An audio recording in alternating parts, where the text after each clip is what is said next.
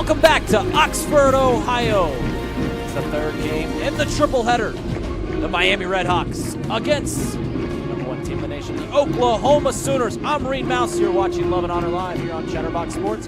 Join along with me is Luke, Wes Poley, and Luke, take us through that Sooners starting lineup. Oklahoma victors in game number one today by a 10-1 score in run rule fashion over the Louisville Cardinals. Things looking relatively similar for Patty Gasso's team. Jada Coleman in center field. Tiare Jennings hitting second at second base. Haley Lee, the designated player, hits third. Alyssa Britz in the lineup, and she's the cleanup hitter playing in the field at third base. Sophia Nugent behind the plate. She catches after coming on as a sub. Grace Lyons at short. Alina Torres in right. Sydney Sanders at first base. And rounding out the order, Riley Boone in left. Brianna Pratt in the circle once again for the Miami RedHawks. Pratt had complete game shutouts over Oakland earlier today, a game in which the RedHawks won 1-0. Both these teams got to win today. Who's going to win this final game of the triple header? So Coleman ahead in the count, 2-0.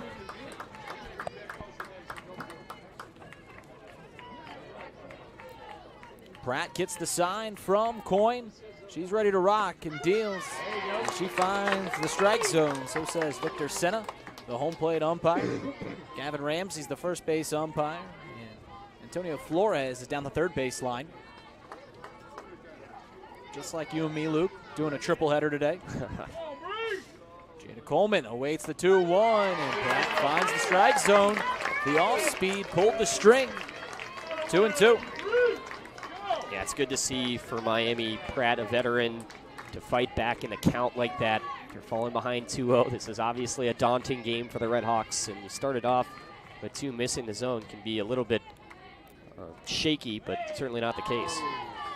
And she misses there as they run the count full. Jada Coleman's getting on base nearly 60% of the time, coming on with an on-base percentage of .596. She's hitting .461. Looking to get things rolling for the Sooners here once again. They scored 7 runs in the first inning against Louisville. The payoff, chopped foul, will do it again. Capacity crowd here at Miami Softball Stadium for the Miami Invitational. Bit of a shake-up in the schedule, but still got 3 games in on this beautiful day. 80 degrees here in the first inning.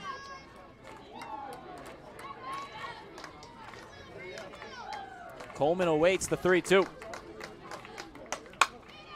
Out beyond the glove of Carly Spade, and it's a base knock for the Sooners as Coleman reaches first. And we mentioned Carly Spade, the third baseman. Let's take you through the defensive alignment for the Miami RedHawks. In the battery with Brianna Pratt, Riley Coyne, Holly Blaska is over at first base, Chloe Parks at second. On the left side of the infield, very sharp fielders, Adriana Barlow and Carly Spade. Out in the pasture, Maddie Banks, Kate Kobayashi, Jenna Golembeski. Here Jennings steps in. First pitch misses to her.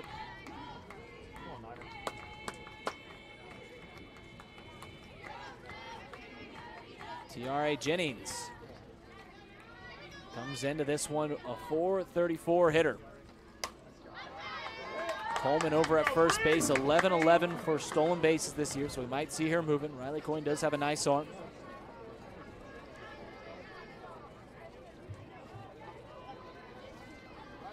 Shoulder to shoulder here at Miami Softball Stadium.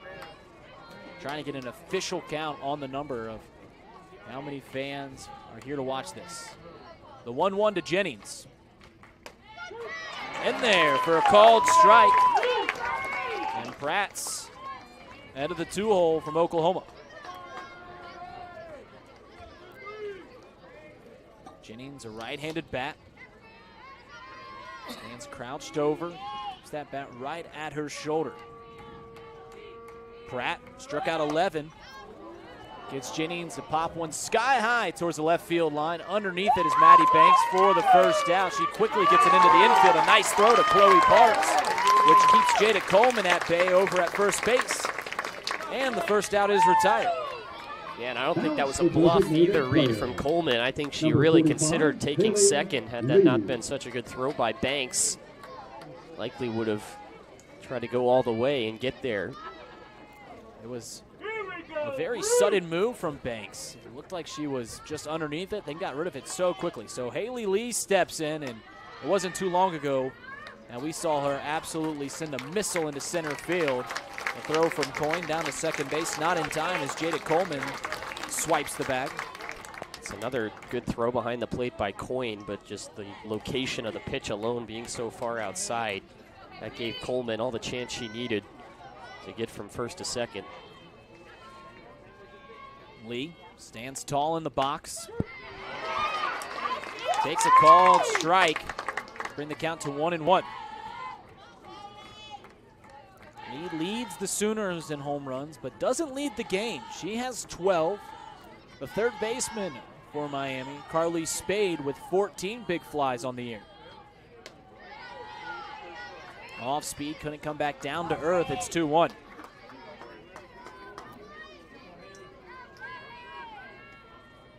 In a game where you're seeing so many All-Americans from a season ago, happens to be the same day that they honored Carly Spade, the third baseman for the RedHawks. As Lee grounds one over to Adriana Barlow, gets rid of it quickly to Holly Blaska for the second out. Coleman moves up to third, but there's two away as Brito steps in. I'm finishing my thought. Before the first game today, they did honor Carly Spade out on the right field wall. First All-American in Miami softball history. So Brito had a nice game earlier.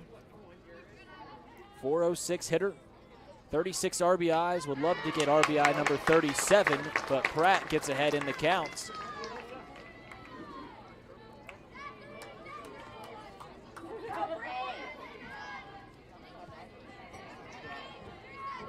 Brito moves up in the box, open stance. Pratt gets the sign from Coynes. Rocks deals. Fouled off the front foot of Brito. And the count is now 0-2.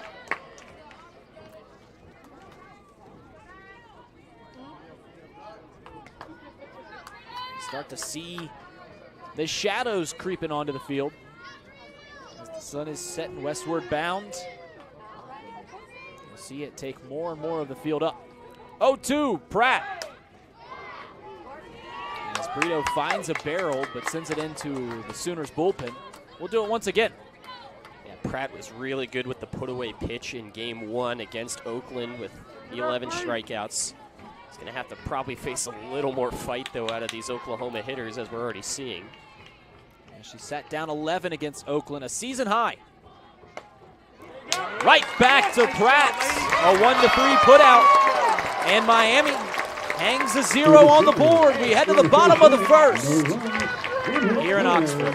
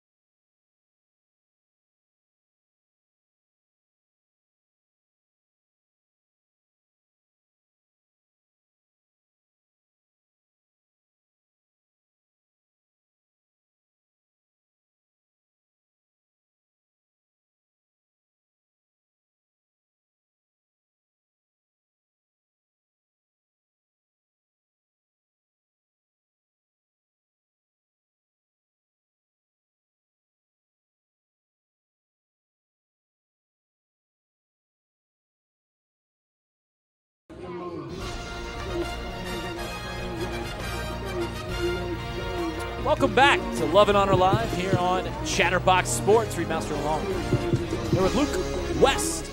Holy, Luke, we already saw the Sooners hit. Take us through the RedHawks starting lineup.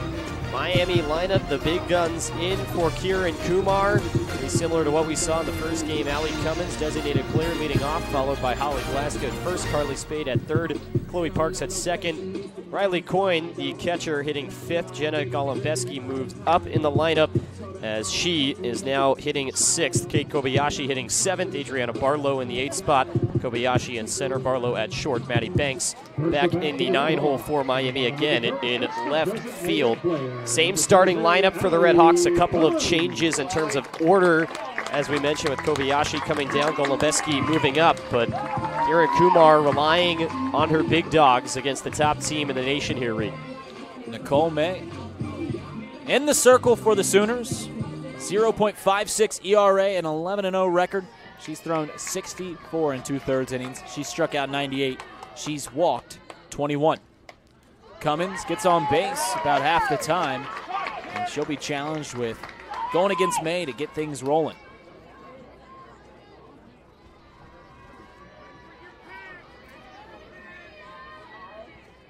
Cummins, a .324 hitter, has left the yard 13 times this season.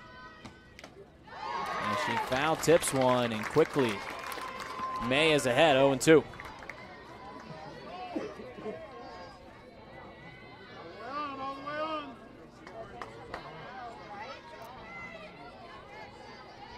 May looks in to the first base dugout, gets the sign, checks her wristband. She's ready to roll. Just missing on the outside. The junior from California. Threw in 91 innings last year, 85 innings back in 2021. And she has only gotten better with age.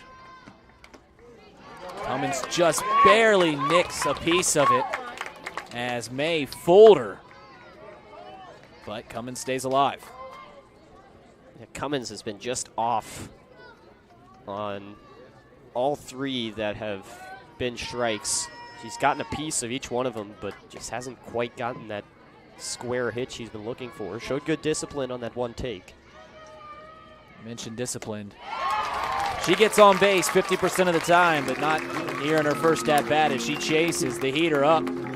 One up, one down here in the bottom half of the first inning. Up the RedHawk first baseman, number 5, Holly Blaska. So we'll see Holly Blaska, who continues to swing a hot stick. She is 12 for her last 17. She had 2 hits earlier today. She came around and scored the game-winning run. Blaska out in front of the first pitch she sees from May. Yeah, they were both doubles. She also had a grand slam against Louisville yesterday. It's been a good tournament for her.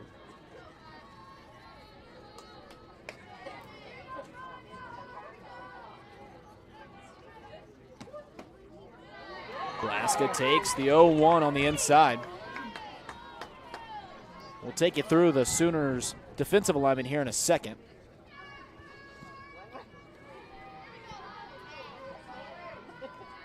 May talking with Nugent in the battery. Blaska pops one up. This will be in play. Giving chase is Sydney Sanders, and she'll make the catch as she bulldozes Sophia Nugent. Great play there by Sanders, and let's take you through the defensive alignment. So Sophia Nugent is behind the plate today for Oklahoma. Over on the first base side is Sanders, Jennings at second, Lyons at short, Brito at third, and out in the outfield, Boone, Coleman, and Torres. So they'll go take a quick check on Sophia Nugent. Nugent getting the start behind the plate. Carly Spade due up for the RedHawks. They're just giving a breather for Nugent. Took quite the collision there, Luke. Yeah, it was. 3 players converging. Obviously, you don't want to see anybody go down if you're OU, but I think you're certainly glad that May just backed off of that at the end. Your pitcher didn't take the brunt of that hit. Nugent looks like she's going to be okay, but May, I think, making the right decision in the circle for her own safety to back off that ball. And Sanders got the out. Nugent looks to be just fine. I think OU's coming out, all things considered, pretty good. Spade takes the first pitch from May. Spade second on the team and hitting .333. 40 RBIs, 14 home runs. Junior from Chicago, Illinois. Near the top of the record books for practically every major hitting category. Her and Allie Cummins share the top of that totem pole.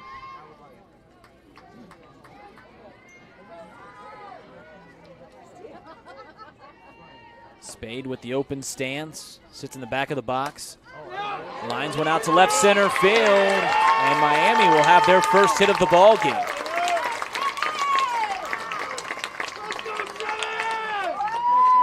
And just kind of threw the hands out at it. Pretty short swing. Stepping in next is second baseman, number 4, And for Spade, who went 0 for 3 in game 1, not due to a lack of contact. A couple balls she hit to the outfield. A smile on first base. Maybe one of relief as she's finally able to find the outfield grass. So now it's Chloe Parks, who has cooled off as of late, still batting .292. About a week and a half ago, there was not a hotter hitter in this RedHawks lineup. She is 1 for her last 10.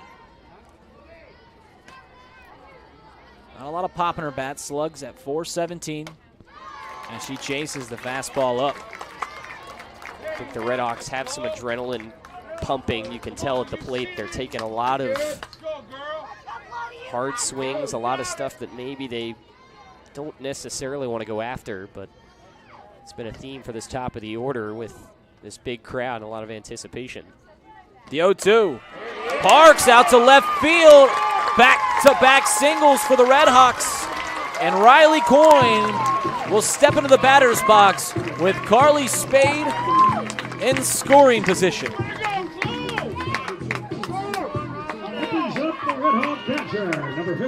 I got to tell you, Luke, great job by Parks going with the pitch, working the other way, and finding that outfield grass. Yeah, going to the opposite field, that's huge, especially with 2 strikes.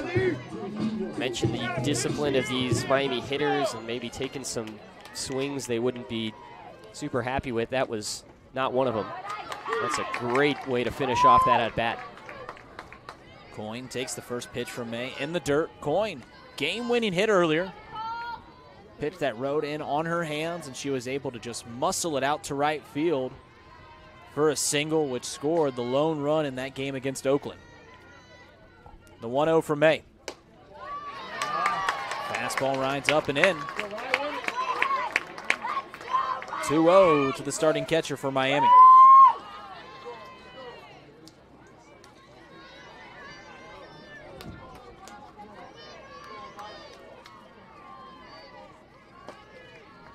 Coyne stands tall in the right-handed batter's box. Waves at the 2-0. Can tell she was gearing up to hit. Smiling in the box. You can tell she was trying to jump all over.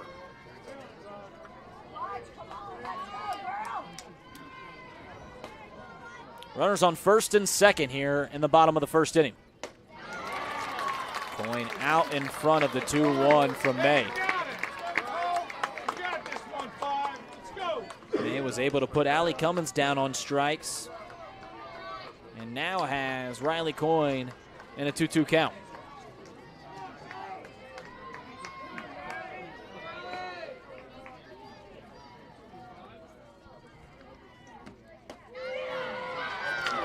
Missing on the edge. So says Senna.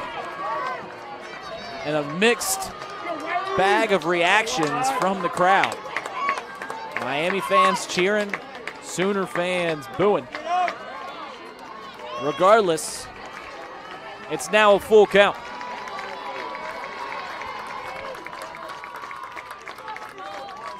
So here we go, the payoff pitch. May rock steals and freezes Riley Coyne. And she goes down looking.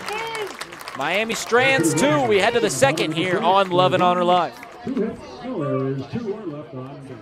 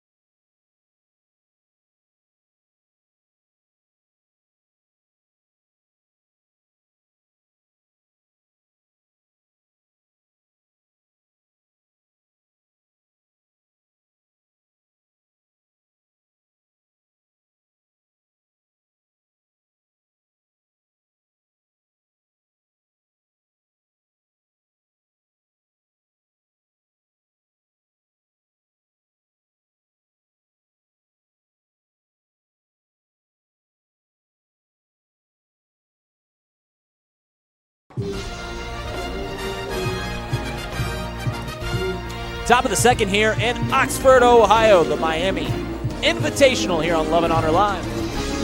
Both teams threatened in the first inning. Oklahoma getting a runner to third base. Miami getting a runner in scoring position as well. Both teams hanging a 0. Brianna Pratt back out in the circle. She'll face off against Sophia Nugent, Grace Lyons, Lena Torres.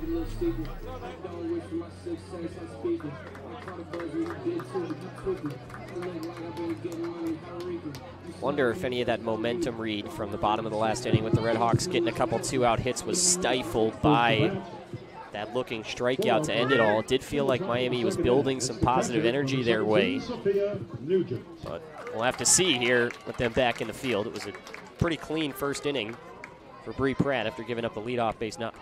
At least puts in your noggin the notion you can hang with the #1 team in the country, even if it was just for an inning.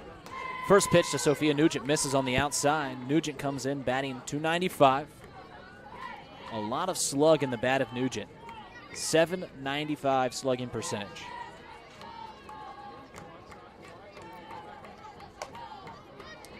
The 1-0 way out in front.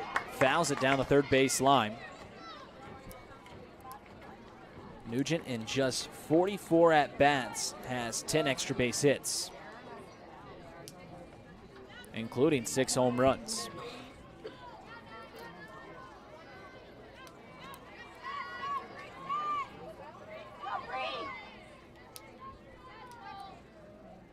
The 1-1 taken on the inside, 2-1. Nugent, a sophomore, had 17 at-bats last year, as the Sooners claimed their second consecutive national championship. #1 team in the nation got their 30th win in a row just moments ago, and that run roll over Louisville. Softball team not the only team winning national championships, isn't that right, Luke? Oh yeah, well, just over an hour ago, OU gymnastics, women's gymnastics I should say, national champs. Foul tipped, but Coyne couldn't hang on. We'll do 2-2 again.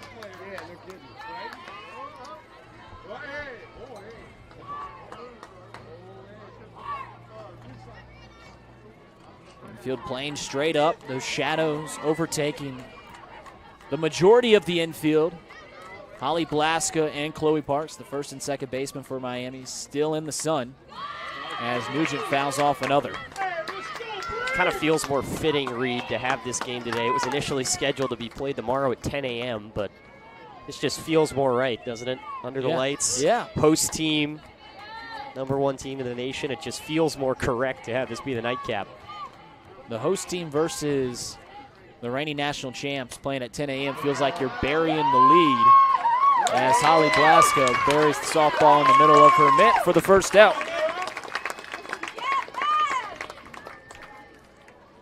The shortstop for the Sooners, #3, Grace Lyons. So we'll see Grace Lyons step in, the starting shortstop for Oklahoma. Enters the game, .367 hitter. This Oklahoma team has hit 72 home runs coming into this game. They've allowed just 15. Constantly at the top of the nation, if not the top of the nation, and big flies. Pratt toes the rubber. She's ready to go. Rocks and deals. 0-1 sent on a laser out to right center field. But Kate Kobayashi moves to her left, puts the squeeze on for the second out. That brings up the right fielder, number 40, Alina Torres. Alina Torres steps into the batter's box.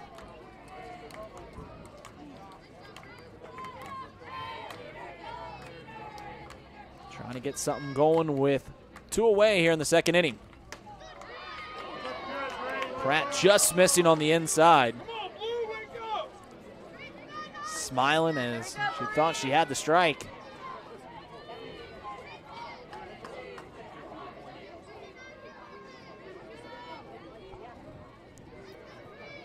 (1-0) here to Torres.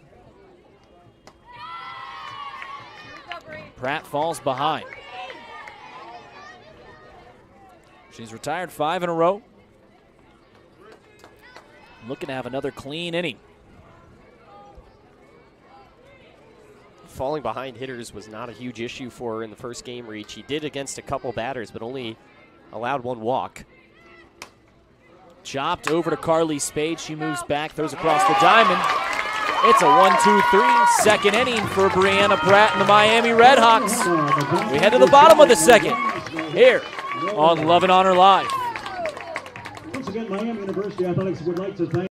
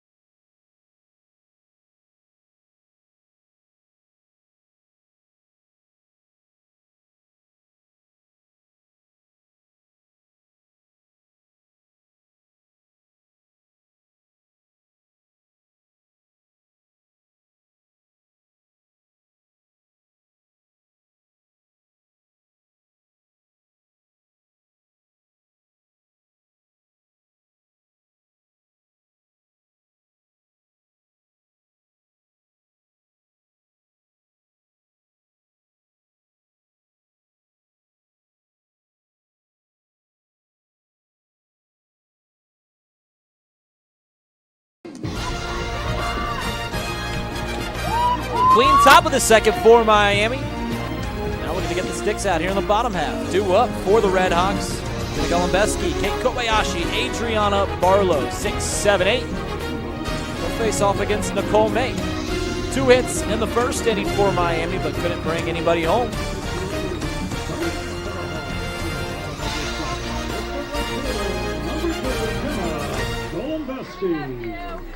Golumbesky wasn't a starter at the beginning of the year, but has earned her keep. She moved up in the order, switching spots with Kate Kobayashi. Both outfielders have shined at certain moments of the season. Golumbesky awaits the first pitch from May as she fouls one back. A sophomore from Woodstock, Illinois. Golumbesky third on the team in home runs with 10. Thought she saw the ball pretty well in game 1, Reed. Came up hitless 0 for 2, but put a couple balls in play that thought she barreled up pretty well. Yeah, she certainly barreled up the first ball. Line out to the shortstop. Definitely facing a different task in the form of Nicole May. Oklahoma in their crimson uniforms. Miami in the all-whites with the red trim. Sporting love and honor across the front of their jersey. Their mantra, which is on the outfield wall here, along with graduating champions, their NCAA appearances, their MAC championships. 2-1. Golembeski chokes up on the bat a little bit and can't catch up to May's fastball.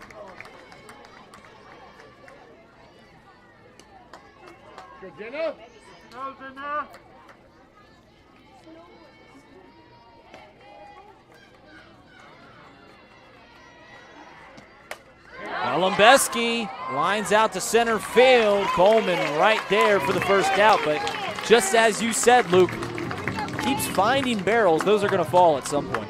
Yeah, you got to feel, I think, decent given the 0 for 3 day across the 2 games that at least you're seeing the ball, you're getting the bat to it, you're having good at-bats. Like you said, things are going to come eventually if we're able to get a couple more chances at the plate. Kobayashi has not been seeing the ball well. Way out in front of the pitches from Sidney Campbell, Oakland's ace, earlier today. Struck out a few times. Actually got pinch hit when she was due up late in the ball game. Takes the 0-1. Being out in front might not be the worst thing in the world against Oakland's pitcher in Game 1, Reed. If you're facing Nicole May, who obviously throws a lot harder, might be able to stick on it a little bit better. Might be timing it up better. Kobayashi 0 for her last 12. Skies one down the left field line. Giving chase is Riley Boone. She works towards the left field lines underneath it for the second out. Kobayashi pops up after Golembeski lines out. And we'll see Adriana Barlow. RedHawks shortstop, number 6, Adriana Barlow.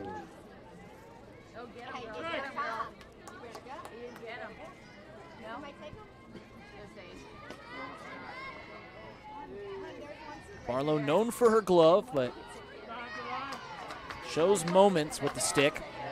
Batting .255 on the season.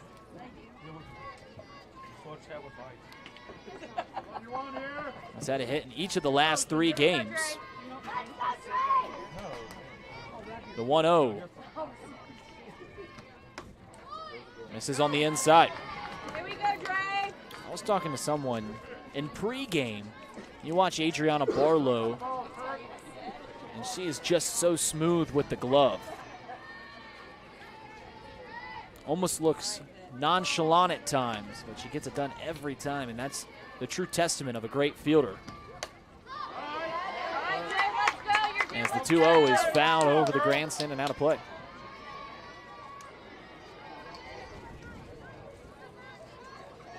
Jordy Ball warming up in the Sooners bullpen.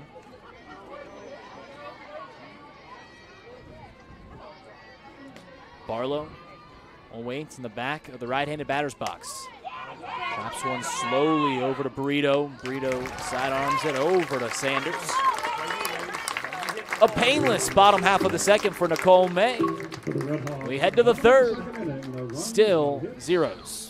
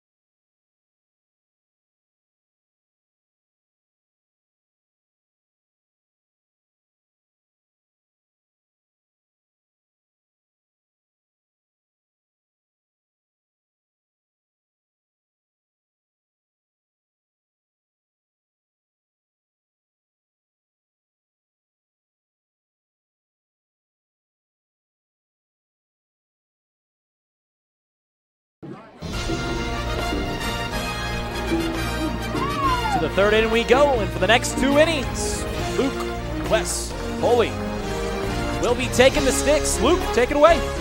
Reed, thanks very much. Scoreless through the opening 2 here from Oxford. As Bree Pratt has a talk with Riley Coyne. Worked through the middle part of the OU order 1, 2, 3. Back at the top of the second. Sydney Sanders coming to the plate.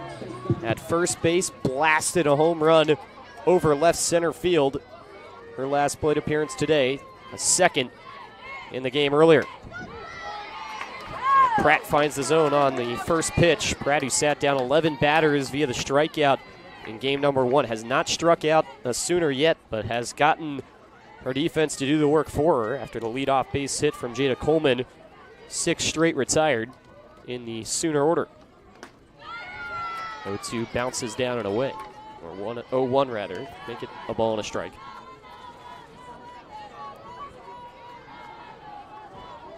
Sun beginning to set, lights kicking on. It's been a quick moving game so far. Pratt deals the 1-1, a breaking ball that freezes Sanders, strike 2.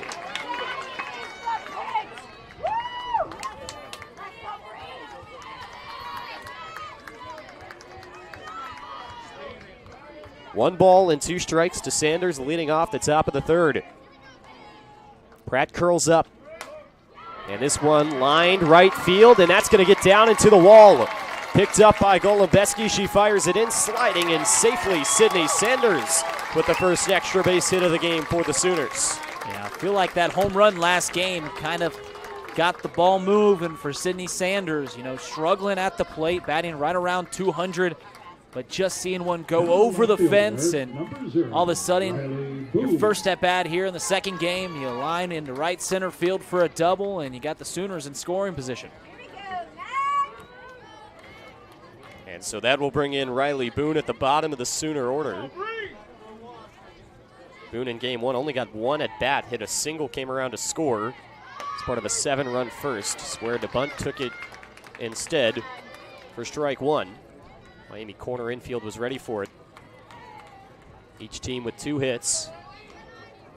Going back to Sanders momentarily, Reed. Obviously, Patty Gasso knows what she's doing and putting her in the lineup. This is a non-conference set for these Sooners, who are right in the heart of Big 12 play. As this one's popped up in the air, it's going to get down, and there's going to be no play. Hung out on second base. Sanders is able to get back because no one's covering. And a popped-up bunt turns into a base hit for Riley Boone. Yeah, you talk about no man's land when you're talking between the shortstop, third baseman, and left fielder, or the right fielder, second baseman, first baseman. That was no man's land right there. Everyone shifting, trying to work the bunt, and it just left a wide open gap beyond the circle, really, and just well placed. So now we will see Courtney Vierstra come out onto the mound. A very close relationship between her and Pratt. They were teammates. Vierstra, graduating just a year ago, was the kind of co-ace along with Pratt of this staff last season. Dealt with some injury that hampered the rest of her career, and after graduation has now joined the Miami staff. Yeah, we talked about Carly Spade and Allie Cummins, how they're at the top of nearly every hitting category in the Miami record book. Tony Vierstra, Brianna Pratt are at the top of nearly every pitching category. So first and second, nobody out for the top of the Sooner order. Jada Coleman, 1 for 1 with a single. She had a bunt single, if you remember last game. Tried it again, but the pitch misses outside for ball 1. In the first game that Miami played, we saw a bunt go foul that Coyne fielded anyway and threw over to second to try and get the lead runner.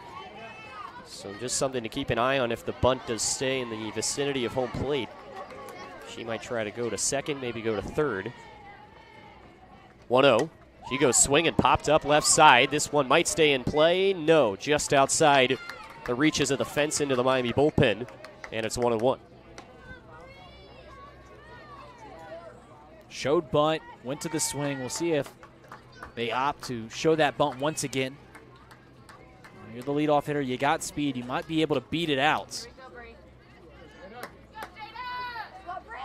So 1-1 to Jada Coleman. Pratt winds up. The pitch, bunt is squared again.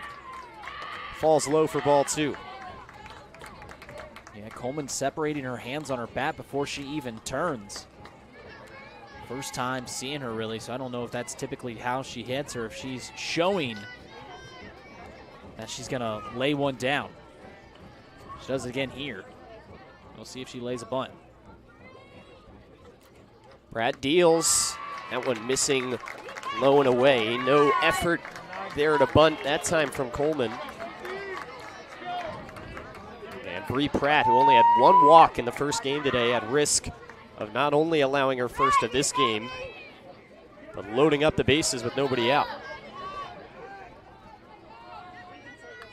Tiara Jennings on deck for OU. 3-1. This one hit up the middle, and it's through for a base hit. Fielded quickly by Kobayashi. Runner coming home, and the throw is cut off by Coyne before reaching, sliding, and safely Sydney Sanders scores the first run of the game. It's an RBI single for Jada Coleman as OU strikes first. 1-0 Sooners here in the third. Sanders going all the way. Never even thought about slowing down. Ball trickles through the infield. Nice job by Kobayashi coming up, being ready to throw, just a bit offline up the third baseline. And the Sooners strike first, and they're still threatening. So it's the same situation, first and second, with nobody out for Tiara Jennings. She takes the first pitch strike over the outside half. That had some muscle behind it from Bree Pratt. Yeah, Bree Pratt, after retiring 6 consecutive batters, has allowed the first 3 here in the third inning to reach a board. 0-1. Flies up high. Coyne, their arms straight up in the air, locked the elbow to keep that one from going into the backstop. Backstop is relatively close to the plate. Still would have been a pretty good opportunity for the Sooners to get out of the force play. Instead, Coyne keeps it in front. It's 1-1. Pitch. This one lined right side, foul. Draw shot. Jennings pushes it right of the line. And Pratt looking for that first strikeout still. Boy, wouldn't this be the time to do it? Absolutely. She's ready. The 1-2. And this one lined out into center. Kobayashi came in. Now it's going to get over her head. Out to the wall. 1 run's going to score. Here comes the second. And the throw will be way late. RBI double from Tiara Jennings brings in 2. And it's 3-0 Sooners. Kobayashi made the first mistake as an outfielder. Anytime the ball goes up, your first step is always back. And she saw the liner coming right at her. She takes 2 steps up, and it just flew right over her head. And so OU has broken this game open. Still nobody out in the inning. Haley Lee, the designated player, coming up, who's 0 for 1. First pitch, big cut and a miss for strike 1.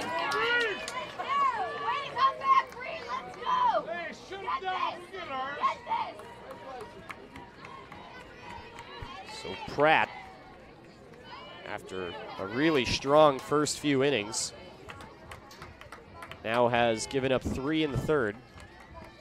The 0-1, outside. 1 ball and 1 strike.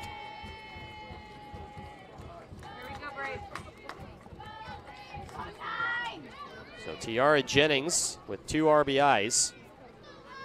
She stands on second. The 1-1 offering from Pratt. Breaking ball, this one lifted up, left center field, floating over on it. Banks, called off by Kobayashi, who makes the catch. Jennings held at second. That's the first out. It's the time when you got to settle in, right? You finally got that first out after 4 hits to begin the inning. Oklahoma's starting to get a little bit of energy, starting to get some wind in their sails. Pratt's got to come right back, challenge the next hitter, and see if you can retire for the second out. The next hitter is Alyssa Britz.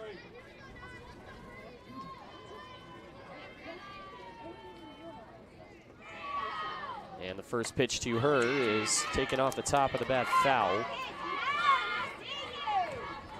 Yeah, Brito had a great game against Louisville. See if she can do it again. Brito 0 for 1. Grounded out to the pitcher. The last time up. A 1. Taken in the dirt.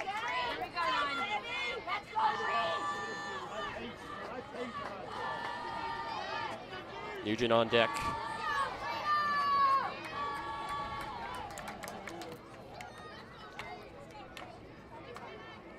The 1-1 pitch.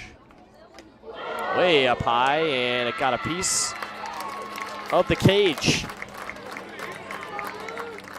So Brito, beg your pardon, works the hit by pitch. And Brito aboard after, you remember, Pratt hit 3 batters back in her first game of the day. Yeah, coming into today, she had just hit 8 batters on the season. And so that's the 4th batter she's hit in today alone. Just at times, the ball's getting away from her. First pitch lifted up into right center. Kobayashi coming over on it and makes the catch. Runner tagging from second to third. Throw comes into third, and that's going to allow Brito to move up to second as both runners advance 90 feet. So Nugent has the second out recorded on her. And that brings up Grace Lyons now, with the Sooners continuing to threaten. Second and third. Shortstop, Grace. Yeah, that's a bad job by Kobayashi. Well, she makes the play. You got to throw it to second base. They're going to advance. Jennings is going to advance to third base. You cannot allow Brito to move up to second on the throw. Throw it to second, split the runners. Instead, you've got 2 runners now in scoring position. Pratt's first pitch is a called strike 1.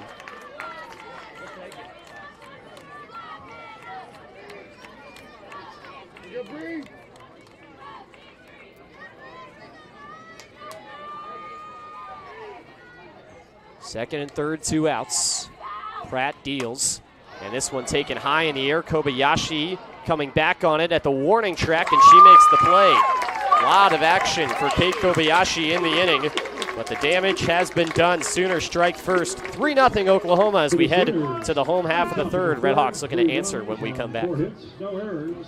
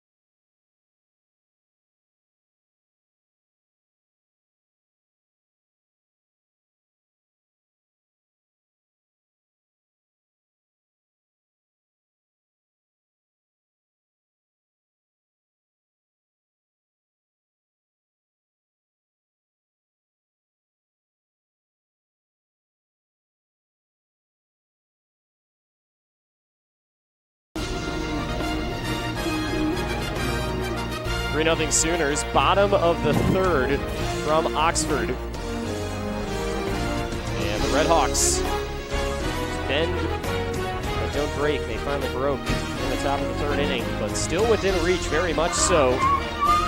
Went down in order in the last inning, but now have the 9-1 two-hitters coming up. A chance for the RedHawks to answer Reed to a strong offensive inning for the Sooners in the top of the third. Yeah, you felt like after the first inning, it kind of put some wind in Miami's sails and saying, all right, we can hang with the national champs, right? #1 team in the country, made it through one inning. Louisville gave up 7 runs against Oklahoma in that first inning. So you get through that first inning, hang zeros. Now Oklahoma gives you a punch. If you're Miami, you want to just see if you can put a little pressure back on the Sooners.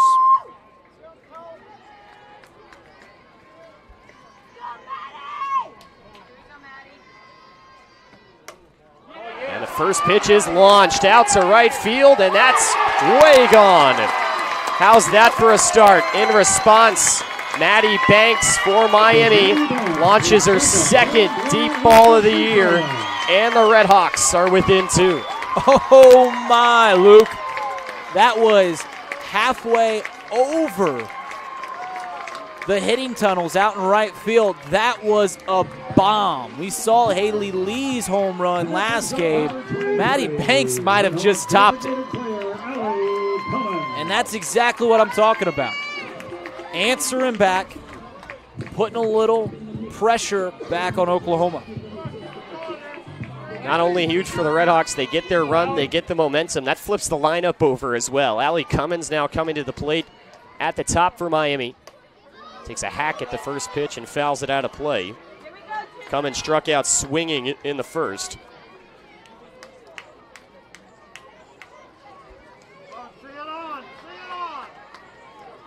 So a home run from Maddie Banks. Reed, these RedHawks, they have a lot of deep ball threats. Banks is not normally one that comes to mind. No, very much a slap hitter. 0-1 falls low to Cummins. And maybe the longest home run I've seen from Miami this season. It's close. 1-1 pitch is on the way. Fisted up in the air, over to short. Lyons is there. That's out number 1. Carly Spade, in the season opener for Miami, hit a ball over the scoreboard, the home opener, I should say, for the RedHawks against Purdue Fort Wayne.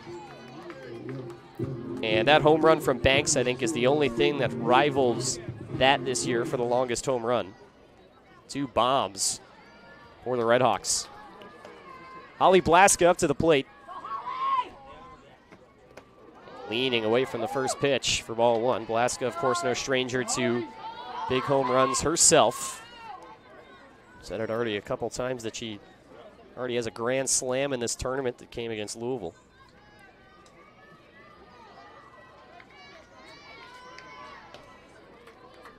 Blaska popped out to first her last time up. 1-0. Twisted foul.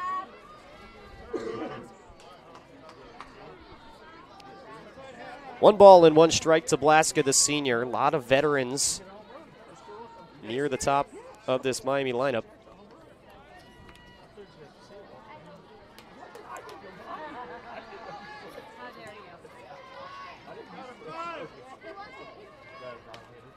One ball and 1 strike. The pitch. Swing and a miss. Blaska caught that one off the handle, got a tiny piece of it, but she's now 1-2.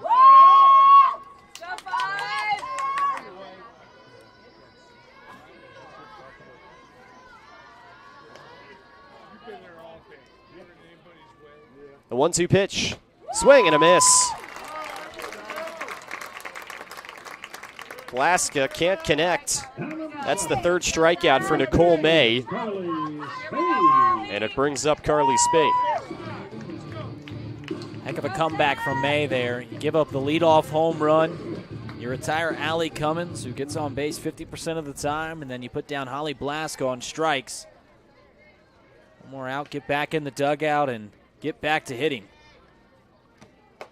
First pitch again up high to Spade. May is blowing these hitters back off the plate. Spade took a ball over the outside half of the plate and was able to pull it into left field her last time up. 1-0. Spade takes high.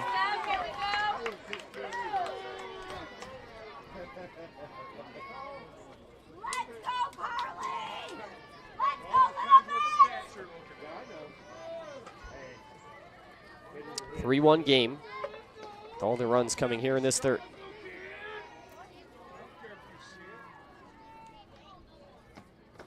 Pitch, swung on and missed by Spade. Outside the range of the bat that time. And it's 2-1 to the junior out of Chicago. Yeah, she's a free swinger. She gets ahead in the count, she's going to get hers.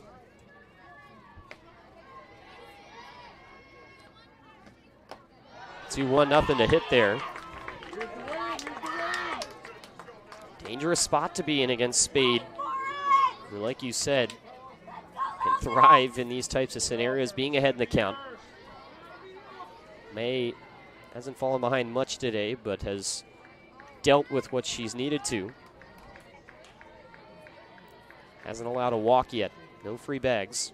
2 singles and a home run, the only base runners. And what's this?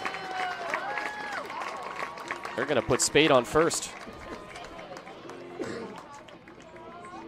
What if they called a balk on May? Automatic ball, which would have been ball 4 for Carly Spade. There doesn't look to be much protest from anyone except May. We've seen the crowd show their displeasure at times, but that was not one of them. And Patty Gasso staying in the dugout, no protest to the umpires. So that brings up Chloe Parks. Runner on first. Bottom 3, 2 outs for the sophomore from Indianapolis. Lofted foul on the first pitch. The question, Luke, is Carly Spade's 12 for 12 on stolen base attempts this season. Chloe Parks doesn't have a whole lot of pop in her bats. Do you send Carly Spade in motion, try to see if you can take second base, get her in scoring position? So if Chloe Parks does find the outfield grass, you scratch across another run. 0-1 is fouled up into the screen. Parks is the only member of the Miami batting order that has not hit a home run this season.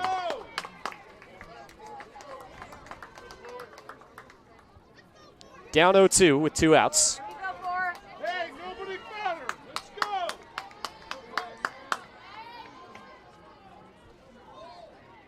The 0-2 pitch. Swing and a miss.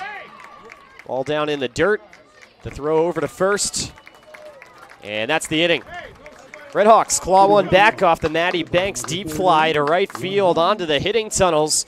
And they're one step closer. Still work to do. We head to the 4th, 3-1 Sooners.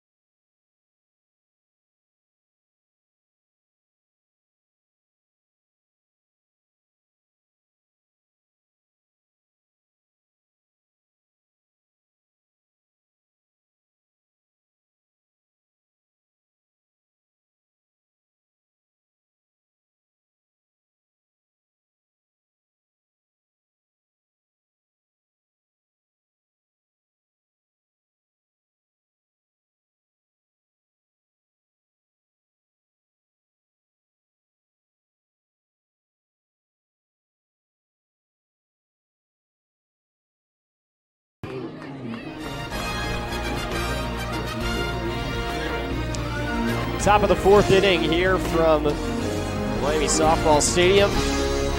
Crowd has not thinned out one bit. We got a game here in inning number 4. OU leading Miami 3-1 our score. With Wes Foley, Reed Mouse, Lisa McCollister, our producer, our entire crew. Thank you so much for tuning in. We are carrying this Miami Softball Invitational on Love and Honor Live, but we also carry almost every Miami home baseball and softball game, so not just a one-off. Check out some of the other stuff that is available. And if you're a sports fan, just go ahead and take a look around the channel. If you haven't already, subscribed, like the stream. A lot of you guys in here, please like the stream, helps grow. Torres lines the first pitch she sees out to deep left, and that clears the wall. Alina Torres rounding the bases with home run number 2 on the season, and that got out in a hurry. 4-1 OU. A missile, Luke.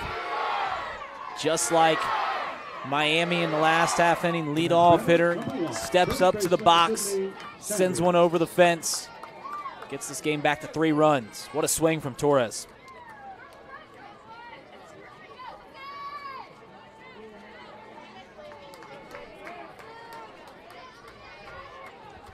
Torres, the only hitter that didn't come to the plate for Oklahoma in the last inning. That brings up now Sidney Sanders, who takes the first pitch outside for ball 1. Yeah, Sanders woke the bats up with her double to right center field last time, and she's waking up her own bat. We mentioned the struggle she had this season, a transfer from Arizona State where she hit .430, but this year hasn't been the same. Twist this one. Great stop by Spade on to first for the out. What a play by the All-American. What a play. We mentioned that left side of the infield between Barlow and Spade. It's tough to get a ball through there. Spade just takes a stab at it. What a play. Put a star by it. That left side of the infield can play for the RedHawks. 1 out. Brings up Riley Boone at the bottom of the Sooner order.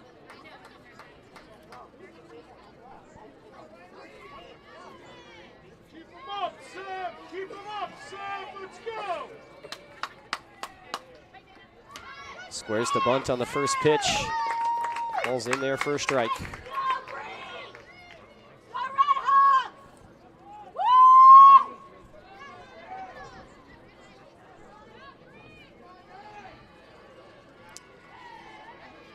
Boone with a single, came around to score. 1 of 3 in the last inning. Grounds this one over to short. Popped up on Barlow, but still able to field it and throw in time for the out. Barlow got rid of it quickly, realizing Boone's coming down the line. Boone's so quick, and still Boone almost beat out the throw from Barlow. But Pratt gets back-to-back outs after allowing the leadoff bomb. Jada Coleman now at the plate. And she has been something else. Top this order for Oklahoma. 2 for 2 in the game and 4 for 5 today. And she will take a pause and go have a talk with her coach.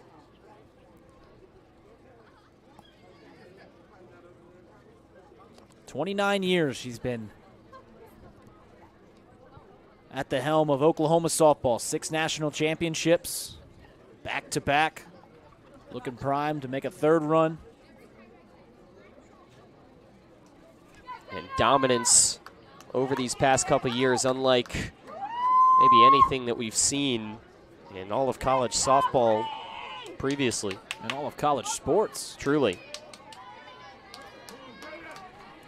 Sooners come in 38-1 on the season. First pitch, grounded on the right side. That's through the infield for a base hit. So Coleman continues to swing a hot bat, just rolled one over, but it finds a hole. And the inning not done yet. Most casual 3 for 3 you'll see from Coleman. And that's why she's at the top of the lineup, the best lineup in the nation in the Oklahoma Sooners. Makes it look easy out there, and even when she doesn't find the barrel, it's all the way out in the outfield. So now Tiara Jennings. Runner on first, 2 gone. First pitch way away for ball 1.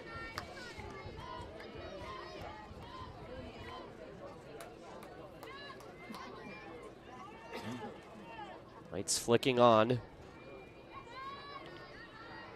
A lot of important people around the Miami landscape in attendance.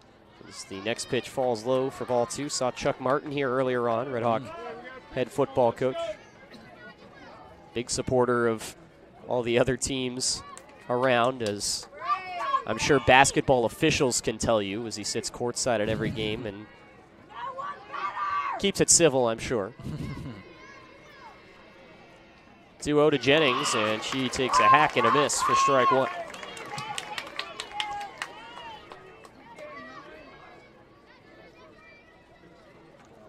It's been a great event that head coach Kieran Kumar was able to put together, this Miami Softball Invitational at this point in the season as well.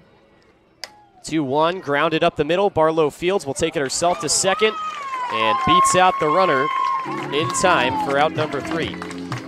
So, a leadoff bomb from Torres, and Oklahoma bounces right back with a run of their own in the 4th. 4-1. We head to the home half of inning number 4 when we return.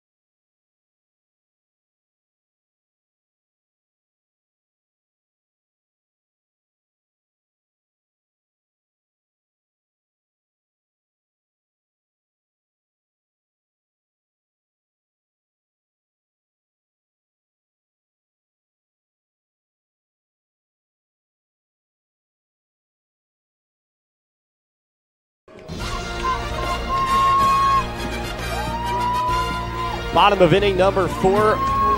Leadoff home run in each of the last 2 half innings. First from Maddie Banks for Miami.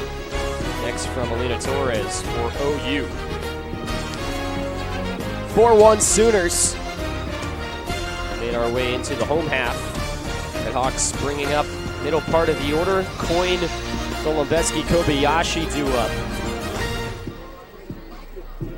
Nicole May is still in the circle, but Oklahoma has made a defensive change. And Jordy Ball, the pitcher, is making an appearance out in right field. Reed. And Jordy Ball, one of the best players in the nation. Haven't seen her in the circle yet. She didn't pitch last game, but now we're seeing her out in right field. Doesn't have as many at-bats, but you can't look around on the web on players to watch this season. You know, collegiate player of the year, and Jordy Ball is pretty much on every single list. Coyne takes a check swing, and it's a called strike on the first pitch. We're wondering if she was up in the bullpen. She was going to come into the circle to maybe try and throw the last few innings. But instead, she'll get a chance to play out in the field, get some at-bats in. 0-1. Taken off the plate. Riley Coyne for Miami is 0 for 1. Came up in a pretty big spot in the first and second, 2 outs. Worked the count to 3-2, and then struck out looking.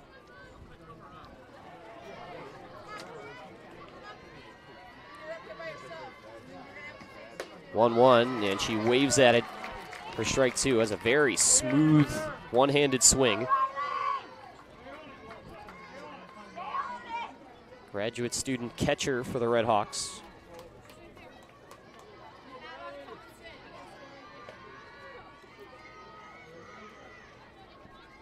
A 1-2. Ticked foul.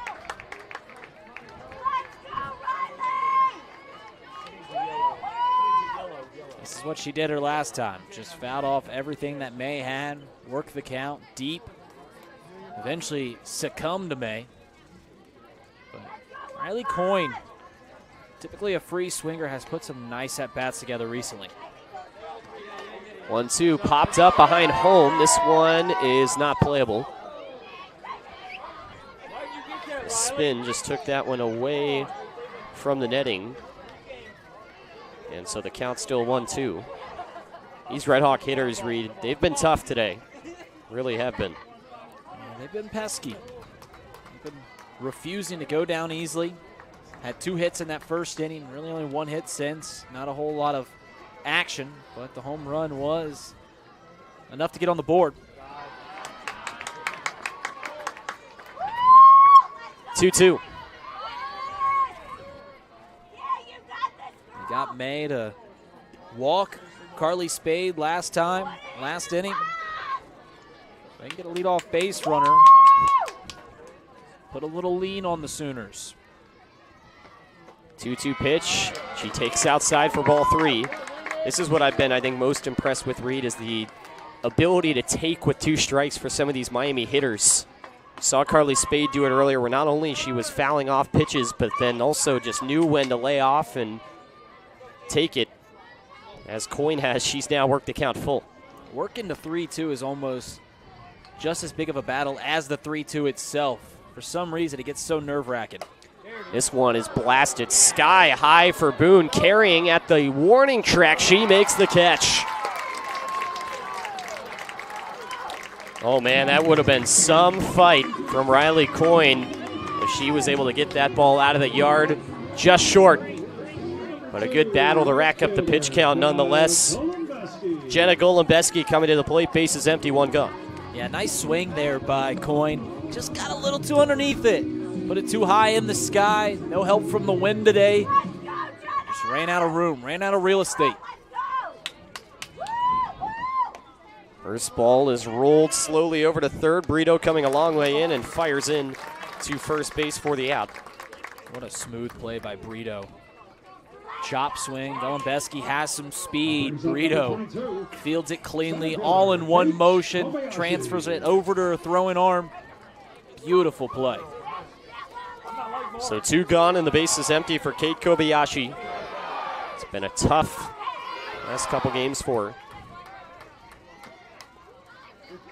Taps that one foul.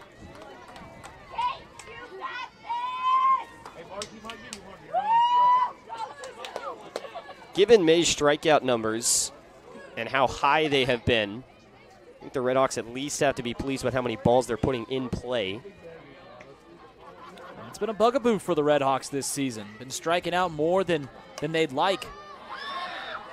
The power number's still there. The batting average dipped a little bit, but just haven't been challenging the opponents defensively. Striking out far too often, but not tonight. Kobayashi down 0-2. May gets the pitch. Here comes.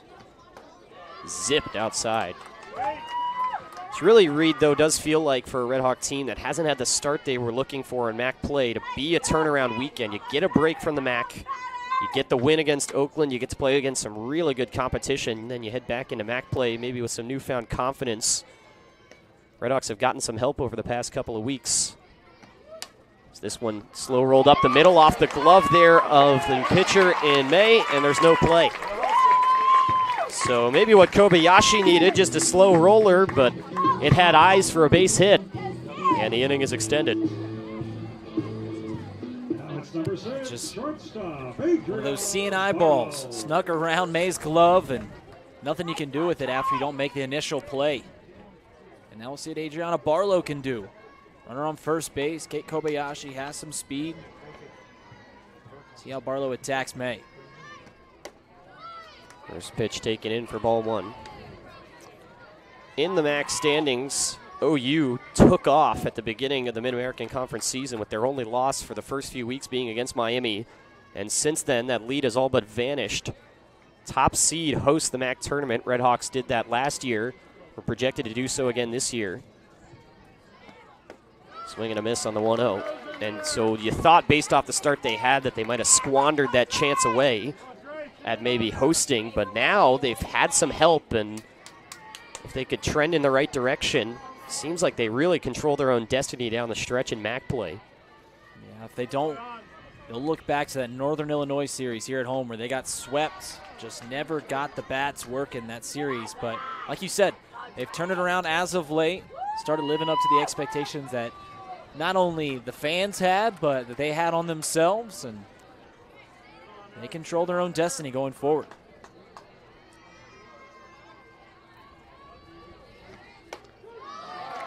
Called strike. This was a team that has had a year under Kieran Kumar where they only lost 4 games in MAC play. They've won both conference championships with Kumar at the helm, so not used to, through 17 games, seeing an 11-6 record to their name, but still, like we said, plenty of season left for them.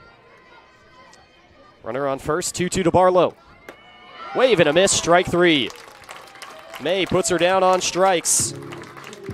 It is the 5th for the Oklahoma pitcher. And we are through 4. 4-1 Sooners. We head to inning number 5 when we return on Love and Honor Live. But our fans never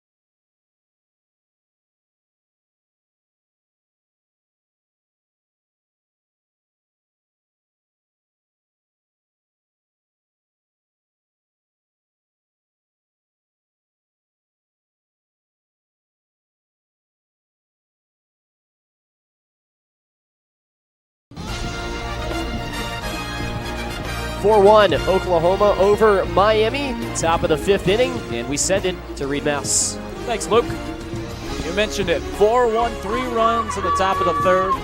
They got another run last inning on the solo home run. Miami with just 4 hits in the ball game, but Brianna Pratt keeping these Sooners bats at bay, at least in relation to what they did earlier against Louisville. 3, 4, 5, 2 up for the Sooners. Haley Lee, Alyssa Brito, Sophia Nugent. Lee 0 for 2 on the day. Pratt working in unison with Coyne. First pitch, strike. Pratt has carried the load of pitching this season for Miami. Coming into the day, Miami has played 239 innings. Brianna Pratt has pitched 162 of them. The 0-1 hit hard down the third base line, but foul.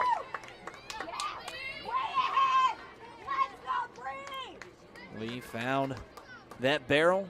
He's out in front of the pitch from Pratt. 0-2 the count.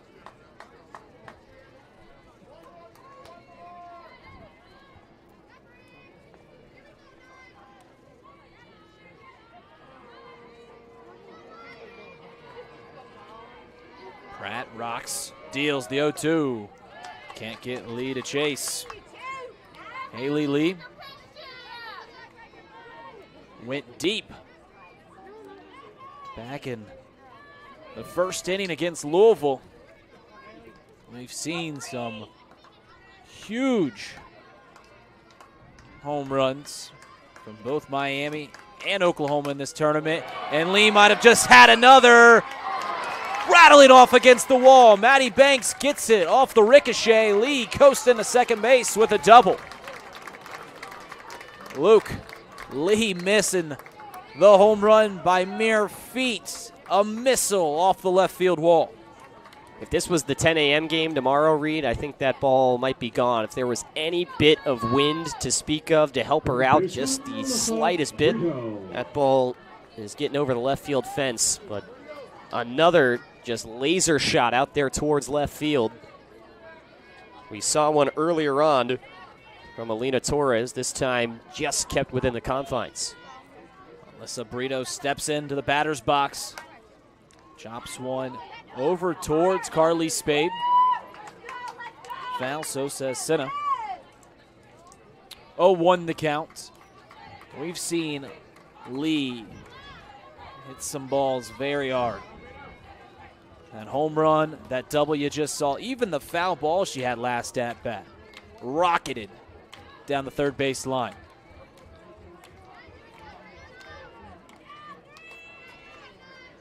Brito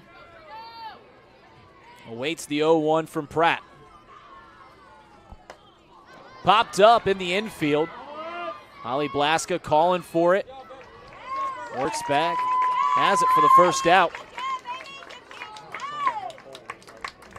Pratt comes back after the leadoff double, retiring Alyssa Brito, and now it's Sophia Nugent.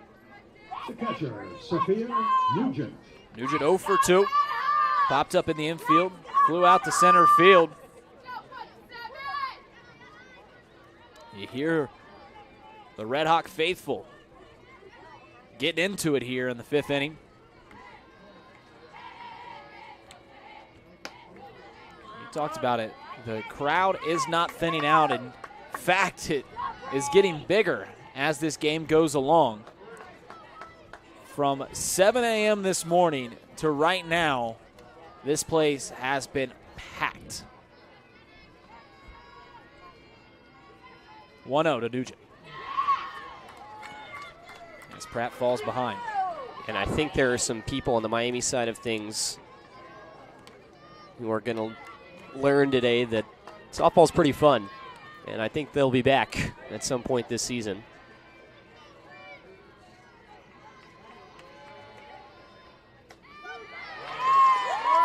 Called strike on the outside edge.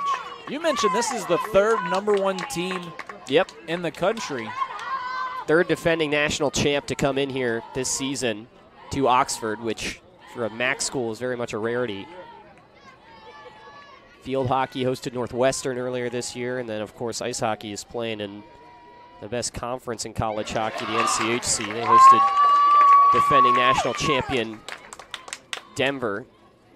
Hockey team practically hosts a #1 team or a national champ, it seems like almost every weekend with the conference schedule they play. 2-2 the count to Nugent. Pratt rocks, deals. Gets Nugent to chase. Nugent just getting a piece. Fouling it back. We'll do it again at 2-2. Yeah, but I mean, Miami head coach Karen Kumar has not been afraid at all. She is, for those who know her, one of the most competitive people out there, one of those coaches that will play anyone under the sun. You look at the schedule she's put together in her time here, and it is just loaded with Power 5s. Former Virginia Tech assistant. Nugent out to left field. This has a chance. Goodbye. Sophia Nugent touches them all. It's now 6-1.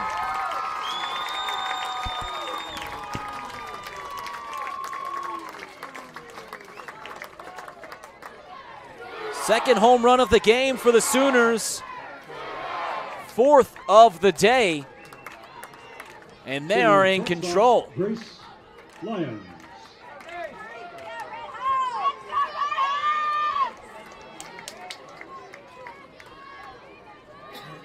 So now we'll see Grace Lyons.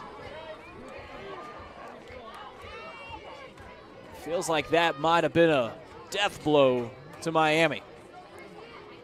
Been hanging around. Gave up 3 runs in the top half of the 3rd inning. Answered back. But now Oklahoma is piling it on as they have a 5-run lead here in the 5th inning.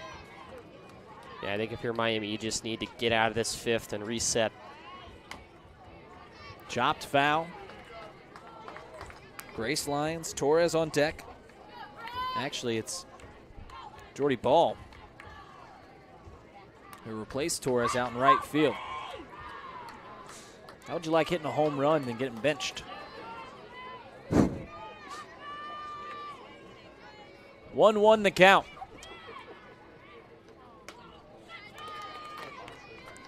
I think that only stands up for teams that have National Player of the Year candidates coming off their bench read.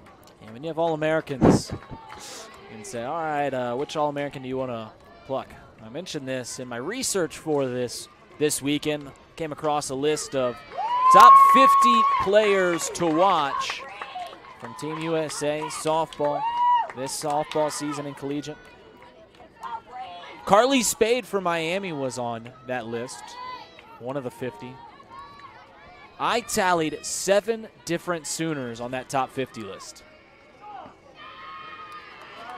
Just a true testament to the roster that Gasso has put together.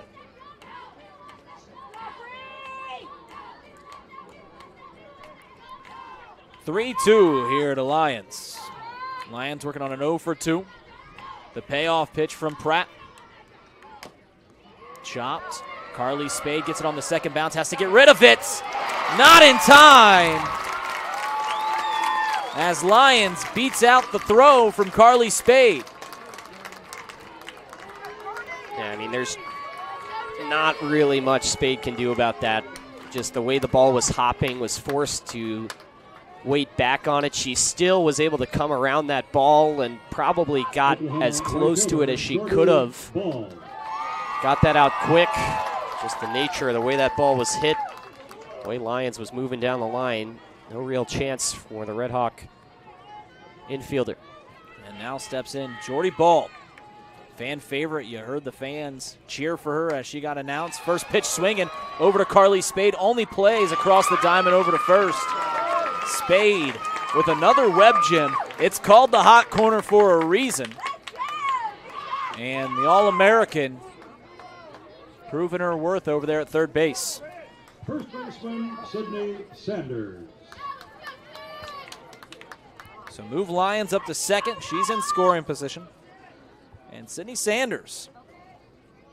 And she has found the barrel seemingly every time she's come to plate today.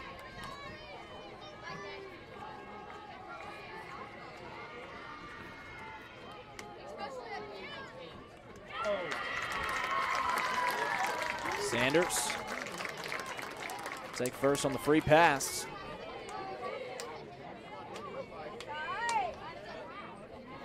Runners on first and second. And it looks like we will have a pinch hitter in Riley Boone's spot.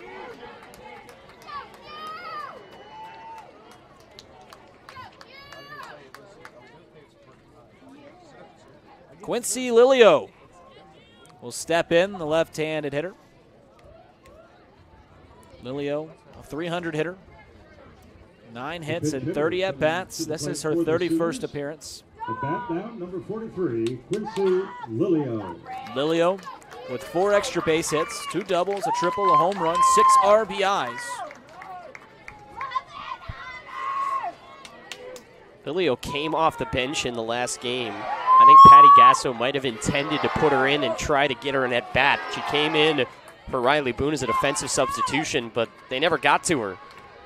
That's what happens when you only get 4 innings at the plate. Lilio over to Carly Spade. Hits it off the deflection. Didn't field it with their glove. Bounced up into her throwing hand. She steps on third for the unassisted out.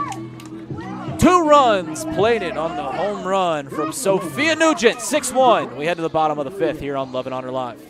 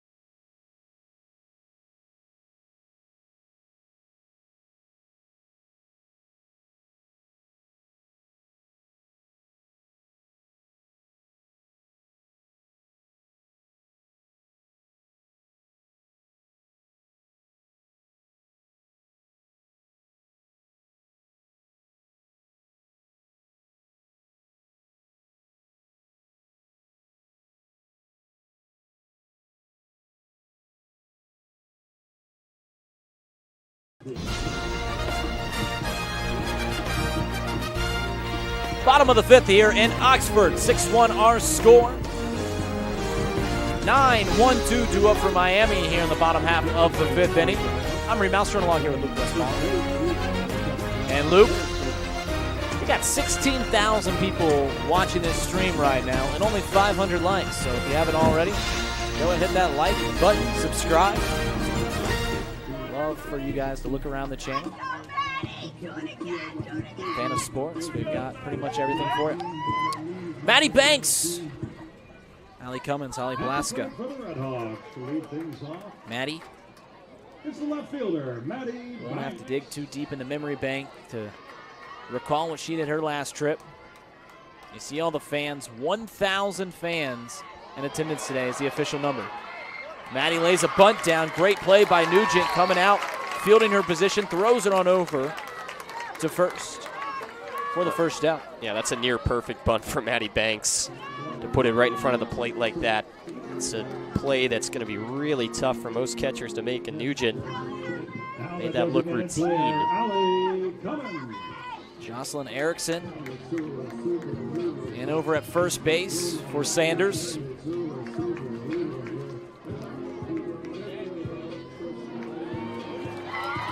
How about this read? And May is going to exit the game, and Jordy Ball is going to take the circle to close this game out. 6-1, one away here in the bottom half of the fifth. We'll step aside as Jordy Ball warms up.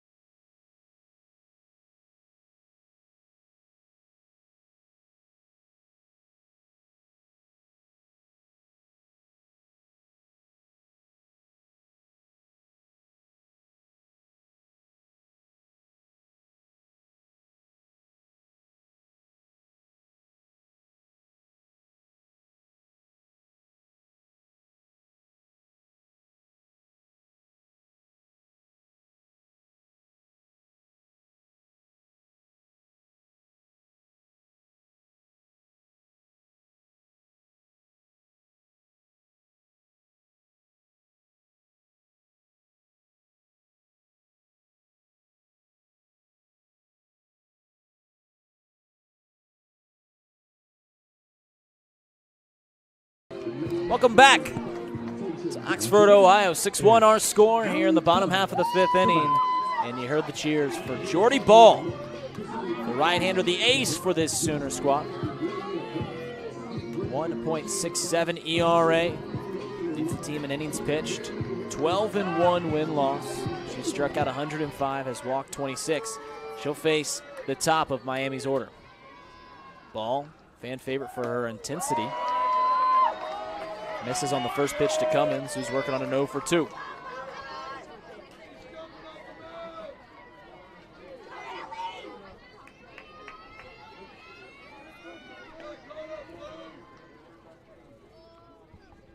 Ball was the freshman of the year last year. Top 10 finalist for Collegiate Player of the Year. Amongst all the awards that she has on her mantle.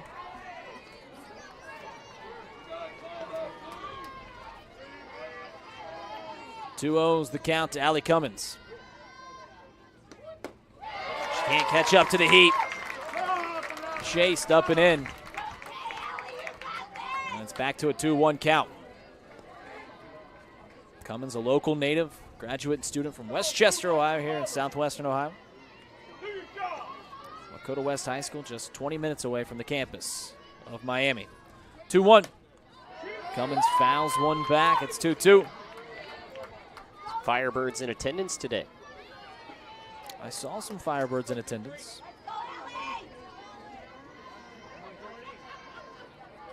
Reigning state champs here in Ohio.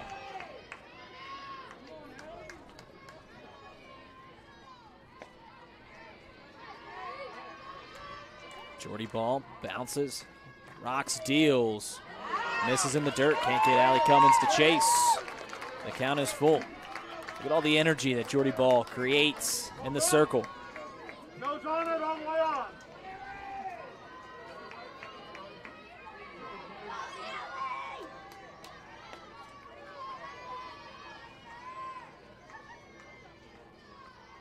The payoff. Lined out to right field, but right to an Oklahoma Sooner for the first out. Out there is Avery Hodge. Cummins got a nice swing, but right at Avery Hodge. First baseman, Holly. It's kind of been the story for Miami. Got some good barrel on a couple, especially there for Cummins to drive that ball the way she did. Tailing away from the gap towards the line. But just right at Hodge. Simple enough. So the first pitch to Holly Blaska. Called strike. Aaron Kumar not super happy at third base. 2 away. Ball rocks, deals. This one misses on the outside.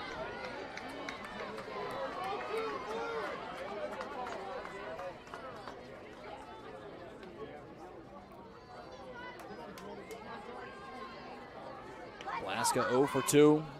Popped out and has struck out. First time facing ball. Can't catch up to the heat.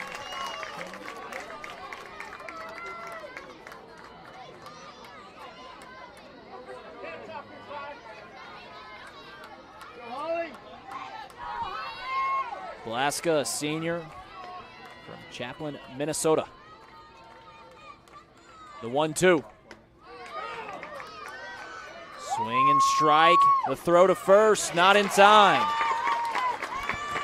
Squirts away from Sophia Nugent, and Blaska will take first base on the drop third strike. And now it's Carly Spade. 28 home runs a season ago. He's made some nice plays with the glove. A single and a walk. They have yet to get Spade out.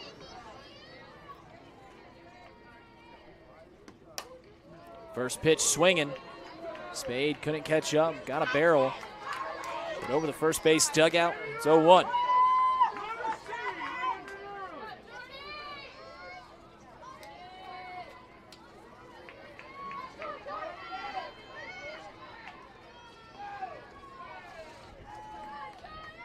Field playing straight up against Spade.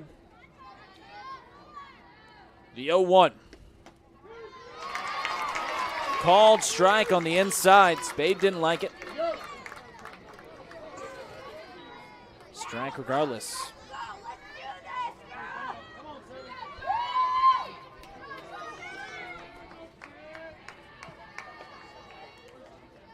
One on, 2 strikes, 2 away here in the bottom half of the 5th inning.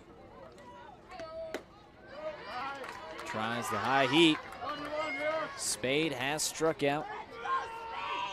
And nearly a fourth of her at-bats this season. 33 strikeouts and 26 trips to the plate.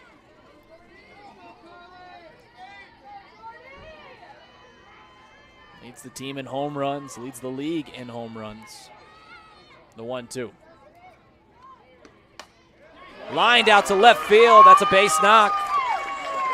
2 on now for Chloe Parks. Her second hit of the ball game. They have not gotten Carly Spade out today. 2 for 2, and she's walked. Spade's trying to fire the dugout up. You know, it's something each time for the RedHawks. It's something. Holly Blaska with the swinging strike that ends up at the backstop. Carly Spade, first pitch swinging. Trying to beat out the throw to first, but a nice job by Jennings playing her position. Throws it over to Jocelyn Erickson for the third and final out. So Miami threatens. Base hit from Carly Spade puts 2 runners on, but they leave them stranded. We're going to head to the 6th inning here on Love and Honor Live.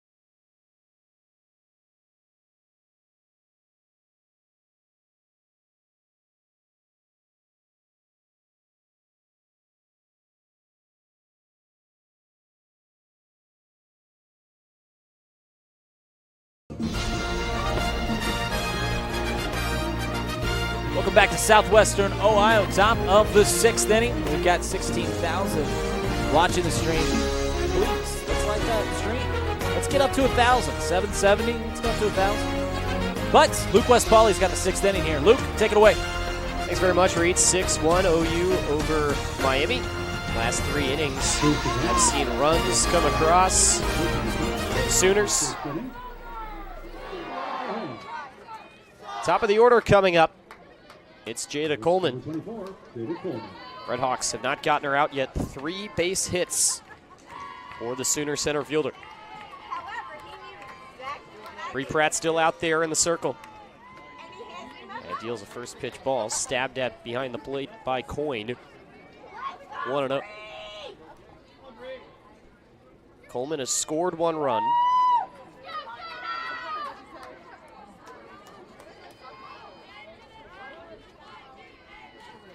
That was back in the 3rd inning. Get a pause for Riley Coyne, who may have some sort of equipment issue. She's going to run all the way out towards the bullpen and meet up with, looks like a Miami assistant coach. So Coleman's going to take this time to go talk to her coach as well. 1-0 count with the bases empty at the top of the 6th. For Oklahoma, they are done this weekend after this game. The Invitational will conclude tomorrow down in Louisville, with the Cardinals taking on Oakland in a doubleheader. For the Oklahoma Sooners, currently 9-0 in the Big 12.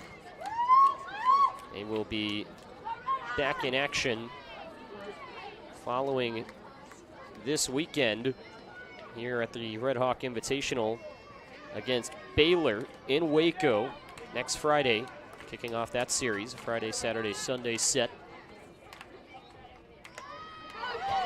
Bunt laid down right in front of home. Play on to first is not in time. And Coleman knew it. 4 for 4 with 4 base hits for Jada Coleman. What a day for the Sooner center fielder, padding those stats. She does it all. Second time that she's laid one down for a base knock today. Just so tough to get out. And you see it in the stats, right? Getting on base about 60% of the time. That's exactly what you want from someone that's leading off your lineup.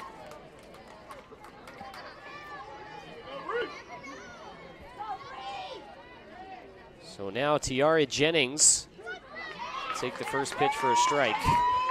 You mentioned doing it all. Coleman, 11 home runs, 29 RBIs at the top of the lineup as well, which is really solid for someone that's leading off your order. 899 slug and perfect in terms of stealing on the base pads, 11 for 11. No Sooner in the lineup has more than 6 attempts other than Coleman. Really just does everything you'd want and more out of a hitter at the top of your order. Jennings facing a 1-1 count.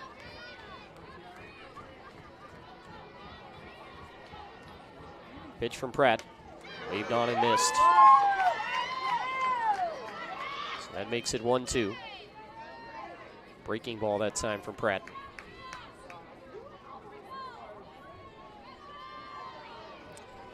Nobody out here in the top of the 6th. Sooners with 6 runs off 11 hits. 1-2. Up high and it gets away. Clipping off the glove of Coyne, she recovers. Long turnaround second. Coleman maybe trying to draw a throw and do something tricky out there, but we'll just scamper back to second as Coyne gives the ball back to Pratt in the circle. And the count is now 2-2.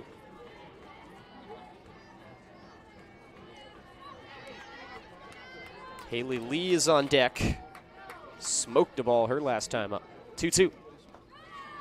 Down low for ball 3, trying to take third and doing so successfully. Coleman stays perfect on the base pads. And it's a full count now to Jennings. And the runner moves from one corner to the other over the course of this at-bat.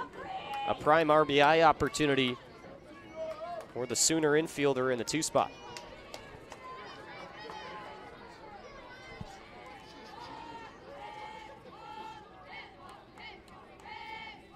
The 3-2, this one driven out into deep left center field, and that ball is gone. Tiara Jennings with her 2nd extra base hit of the game home run number 10 on the season. It's a 2-run shot, and the Sooners take an 8-1 lead. What a swing. Went up in the zone, had to climb the zone, caught the barrel, and just on a line. Second line drive shot that we've seen the Sooners have in this ball game. Impressive. Just consistently hitting the ball hard. Speaking of line drives, Reed, Haley Lee almost had a third in terms of a line drive home run her last time up, and she's at the plate. Sooners up 8-1 here in the 6th, 1 run away from putting this in run rule territory. First pitch is low to Lee for ball 1, who's 1 for 3 with a double and a run scored that came in the last inning. Miami has gone deeper in this game now than Louisville did against the Sooners earlier today. Oklahoma got most of their work done in the first inning, scoring 7 runs to kick off their time here in Southwest Ohio. First time the Sooners have been here in the Buckeye State Reed. Think they've probably enjoyed it here, at least performance-wise. Continuing doing what they've done all season long. 30 straight wins. What is it, 38-1 coming into this ball game? Yep. And look primed for another run at the national championship. Lee is ahead 3-0. Pratt has not walked a batter in this game, although she has hit a couple. There's the first. So Lee is aboard for the second straight time. And in the bottom of the 6th inning, that brings up Melissa Brito. Now number 33. Kept Alyssa Brito off the stat sheet in terms of hits in this ball game. She'd like to find the outfield gap. Continue on their streak of not finishing a full 7 innings. They get another run, they'd be up 8. Hold Miami, keep that run roll going. First pitch misses down low. Sooners run ruled 40 opponents last year. For those who just aren't aware of the context, I mean, that is unbelievable to be able to dominate in that many games.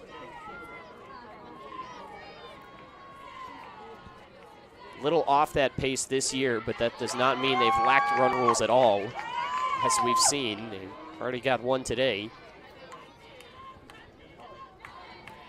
1-1 count to Brito. Pitch number 100 coming up for Pratt. Through just over 80 pitches in the first game today. 1-1 pitch. And this one lined into the gap in right center field. That's going to get all the way to the wall. They're going to wave around Lee, and she's going to score easily. RedHawk defenders had some issues getting that ball off the warning track. And the Sooners make it a 9-1 game as Alyssa Brito has her first hit of the ball game. Not only a 2-bagger, also brings in an RBI. It looks like we might be seeing a new arm replacing Brianna Pratt. Hung a 0 in the first inning and the second, but these bats of Oklahoma just too much. 3 runs in the 3rd inning, 3 runs already here in the 6th, and they're still threatening. Lorelei Depew will take the mound for Miami when we return. 9-1 Oklahoma, top of the 6th. You're watching Love and Honor Live.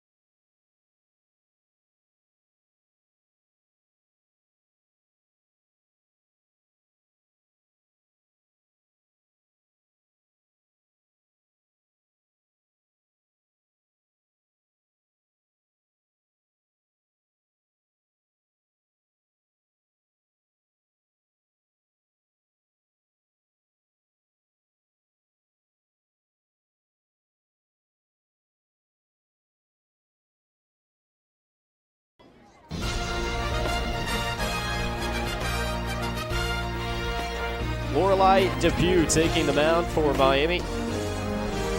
Into the circle to face off against a pinch hitter, with the Sooners taking a 9-1 lead. Game is in run rule territory in the 6th. And Depew will face off against Kinsey Hansen, who takes over for Sophia Nugent for this next at bat. Runner on second, nobody out in the top of the 6th inning. Luke Westpoli, Reed Mouse on hand. Casey McAllister, our producer. Oklahoma brings in a pinch hitter.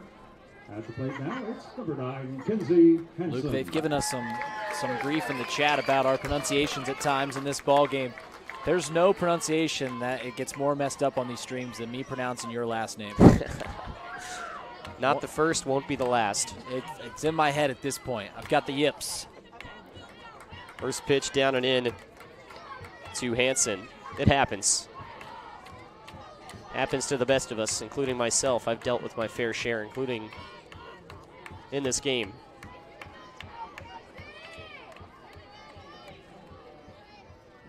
The 1-0 to Hansen. That finds his own for strike one. Hansen played in the last game, got the start behind the plate, was 2 for 3. Pair of base hits, popped out to the pitcher her last time up.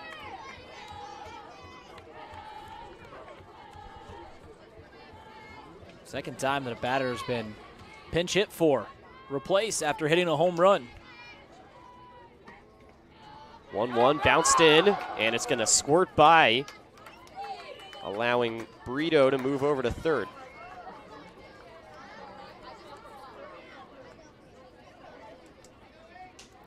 So Hansen ahead in the count, 2-1. The last pinch hitter, Quincy Lilio, grounded into a fielder's choice to end the 5th inning.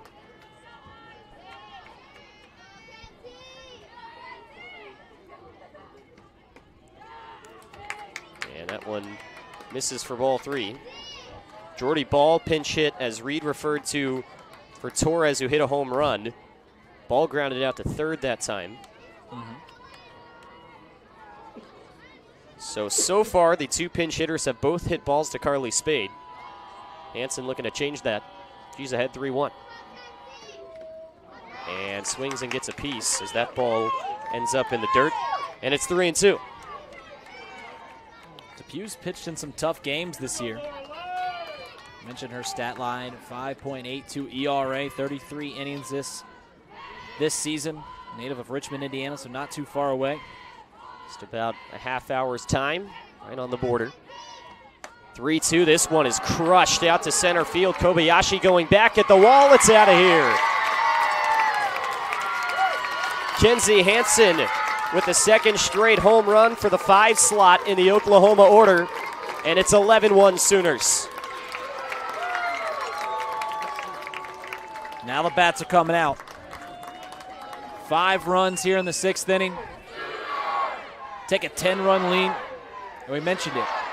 Sophia Nugent hits a home run her last at-bat. They take her out of the game. Hansen comes in and does the exact same. A pinch hitter for the Sooners at the plate, number 21. And Patty Gasso continuing to empty her bench. Grace Green making her first appearance of the Invitational. She comes on for Grace Lyons.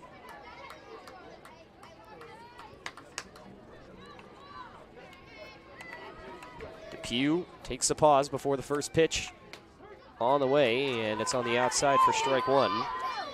This certainly has implications for Depew. You mentioned she's already pitched in tough games, but you figure that if she can go out there and just hang tough in a game like this, in front of this crowd against a good team, you'd love to see her down the road if you're Miami as a reliable piece you could bring in down the road in MAC play should Bree Pratt run into some trouble.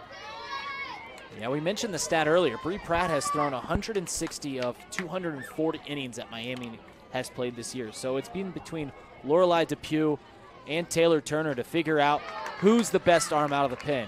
When things get tight, you're in a MAC championship game, you're playing for home field advantage in the MAC tournament, or even you're playing in an NCAA tournament game, who are you going to turn to get in that circle and get a couple outs for you? And that's what Lorelei Depew's battling for right here. 1-2. Down low. 2 balls, 2 strikes.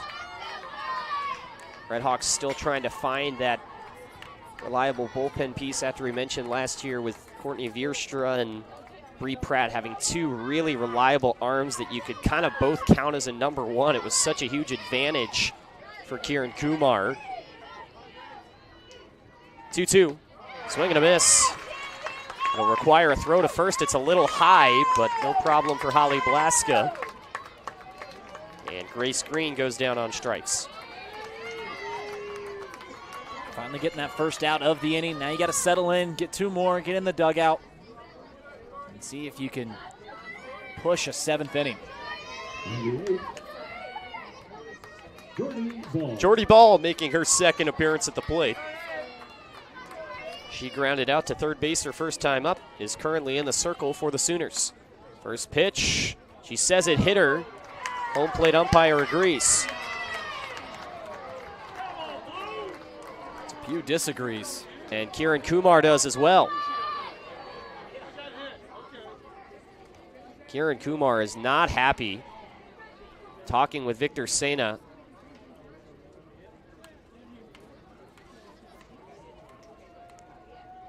And it looked like Sena hadn't made that call until after Ball gestured. It certainly was close, but not really anything it can do about it at this point.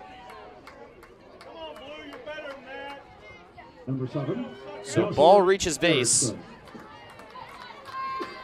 And another pinch hitter coming up for Oklahoma. Jocelyn Erickson, who came on actually as a defensive substitution. First pitch to her is grounded up the middle, fielded at second base by Parks. Play to first is not in time. An infield base hit. Jocelyn Erickson.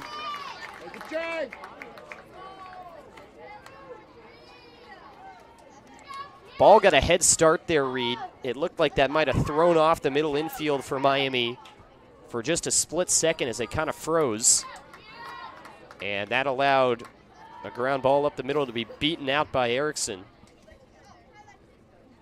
And now we are going to see Quincy Lilio once again at the plate. Yeah, you mentioned it. Ball did a great job at beating out. Really, Chloe Parks had no chance. The only play backhanding it in the hole up the middle is to go to second base, and Jordy Ball did a great job just racing a second to prevent that from happening and eliminating any chance of a fielder's choice. So after a pause, Number 43, Quincy Lilio. Quincy Lilio, who's the 9th batter to come to the plate for Oklahoma, as the monster was finally unleashed for the Sooners here in the 6th. 5 runs, still not done with just 1 out. Lilio with 1 plate appearance so far, grounded into a fielder's choice. Pitch is bounced in. Both runners going to advance without a throw.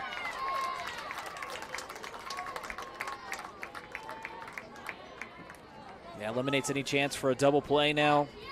Puts 2 more Sooners in scoring position. They've already hung 5 in this inning. They're going to put even more up.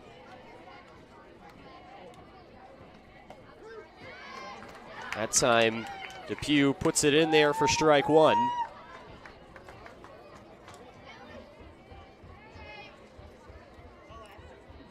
So 2nd and 3rd now, and an RBI opportunity for Lilio. And she strokes that one out into right field for a base hit. 1 run comes in.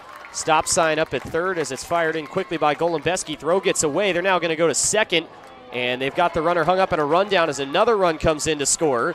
Nobody covering 2nd, but Parks is going to run out and chase down Lilio to apply the tag. So 1 run came in, a 2nd then came in on the rundown on kind of a delayed steal, except it happened in continuation of the play. So an interesting decision there from Lilio. I'd like to think that was on purpose. I believe it was, to try and get herself into a rundown to score that run. But regardless, Ball and Erickson are both in. Flips the lineup to the top of the order, and the Sooners score 2. It's now 13-1. And Coleman sends this one for a ride. Sky high out to left. Coming in, though, the catch is made by Banks. And that retires the side in the top of the 6th. Sooners busted it open in this inning. 7 runs, and Oklahoma's got it in run rule territory, looking to close out their time in the Buckeye State with a run rule victory. When we come back, you're watching Love It Honor Live.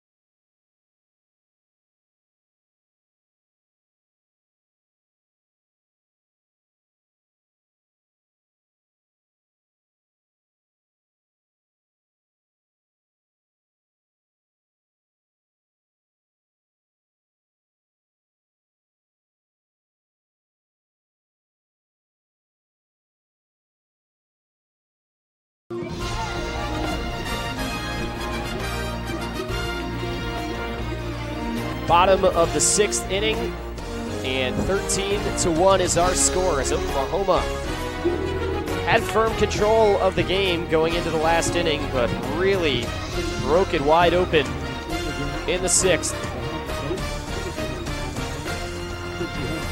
Hansen in behind the plate for Oklahoma. And Riley Coyne leading off in the bottom of the inning for the RedHawks. Number 15, Riley Coyne.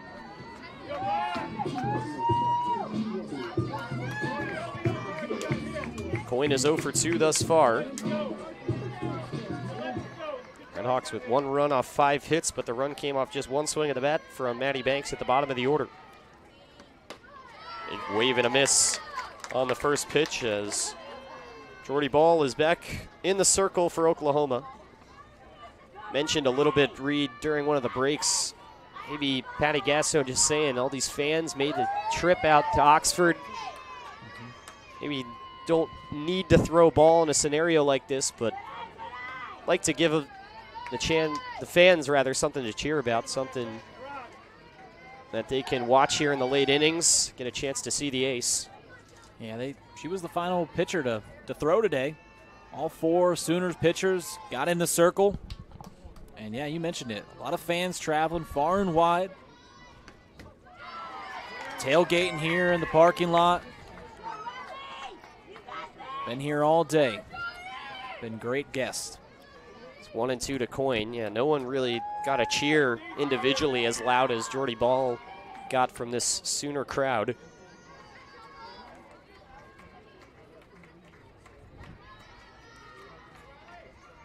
One-two. This one slowly grounded over to third, fielded in fair territory by Brito, and she makes the play on to first. 5-3 for out number 1. And they called a foul ball. Did they? Yep. Senna behind home plate. Made the call, so. Second chance at life for Riley Coyne.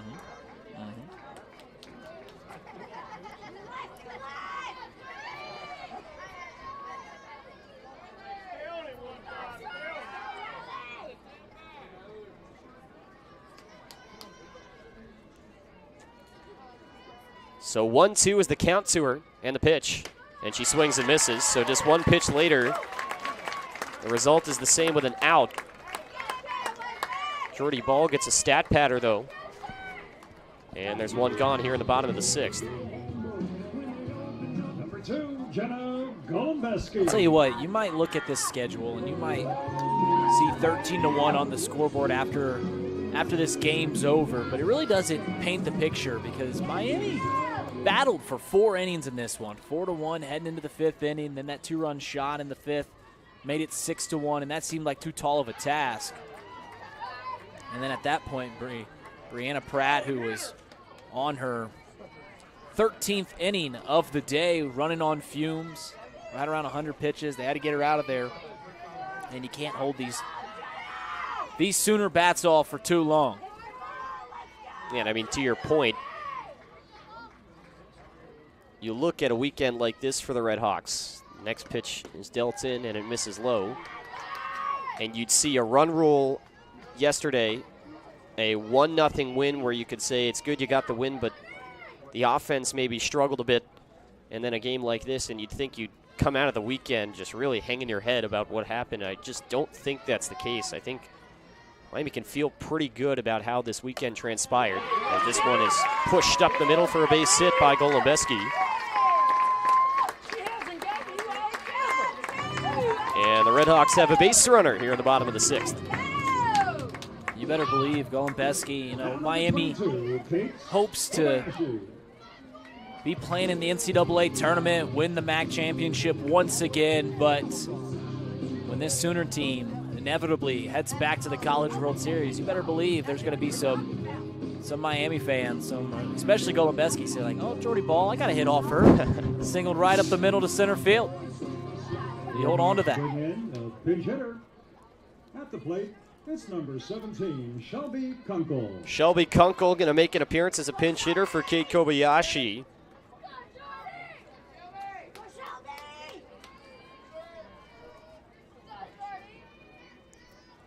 First pitch from Ball on the way. And a check swing that definitely went around for strike 1. Miami will be back in action here in Oxford next weekend, Friday, Saturday, Sunday, set against the Akron Zips. 5 p.m. first pitch on Friday evening in that one.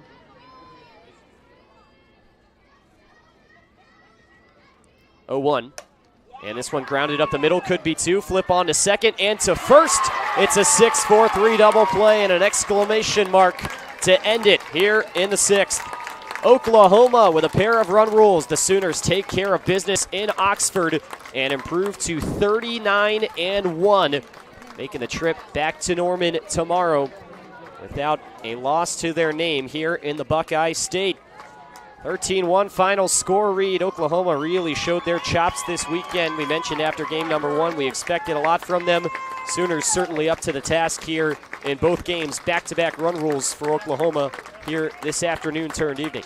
Yeah, they start this invitational the same way they ended it. 7 runs in the first inning against Louisville, 7 runs in the 6th inning against Miami here today. Back-to-back run rules. You know, they're the back-to-back national champs for a reason. Number 1 team in the country, winning their 31st consecutive game. A fantastic team, and you better believe you're going to be seeing them in June when the College World Series is coming around. 13-1 is your final. I'd like to thank all the Sooner faithful that have tuned in and blown this up here today and this weekend.